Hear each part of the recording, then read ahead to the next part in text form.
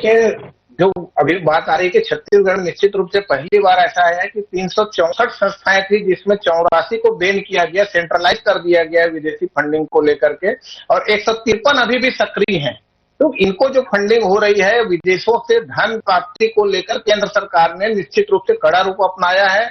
और जो सेंट्रल दिल्ली में जो स्टेट बैंक है वहां आपका खाता होना चाहिए, वहां पूरी जांच के बाद आपको पैसा आगे बढ़ेगा, इस प्रकार की व्यवस्था की गई, जिसके चलते अब विदेशों से पैसा लाना, केवल ये कह देना कि विदेशों से जो पैसा आ रहा है उसका केवल ईसाई मिशनरियों को ही आप टारगेट करेंगे, उसके लिए है या सबके लिए है? क्योंकि बहुत सारे स्वास्थ्य और शिक्षा के नाम पर विभिन्न धार्मिक संस्थाओं को लेकर कहें या सामाजिक संस्थाओं को विदेशों से पैसा आता है और विदेशी धन की प्राप्ति देश होती कहा जा सकता है। इस पर किस ढंग से रोक लगाएंगे, इसके लिए जो सबसे कठोर कानून की बात है तो उत्तर प्रदेश में कर सकते हैं, जहां अवैध संपत्ति का जो अवैध धन का प्राप्त करने वालों को आजीवन सजा तक देने की बात कही गई है। उससे ज्यादा कठोर क्या होगा छत्तीसगढ़ में?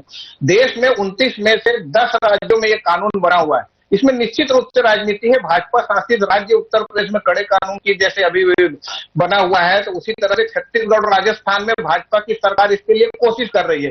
राजस्थान में भी कहा जा रहा है कि विधेयक पेश हो चुका है। दूसरी ओर जब सरकार बदलती कर्नाटक में राजनीति को समझने के लिए, तो सबसे बड़ी बात, जब भाजपा की सरकार आती है तो धर्मांतरण विरोधी कानून लाती है, जब कांग्रेस की सरकार आती है तो उस कानून को वापस लेने के लिए प्रयास होता है। कैबिनेट में पास हो गया है, अब वो विधानसभा से पारित करने के प्रक्रिया में कह सकते हैं। तो इस तरह से ये राजनीतिक विषय ज्यादा बनते जा रहा है, लेकिन इसको आगे कहेंगे तो केवल एक ईसाई मिशनरी की बात कर रहे हैं कि लव जिहाद, मुसलमानों को टारगेट करने के लिए लव जिहाद की बात कर रहे हैं। इससे जो प्रभावित होगा कि अंतर धार्मिक जो विवाह करेंगे उनके लिए किस प्रकार की स्थिति बनेगी।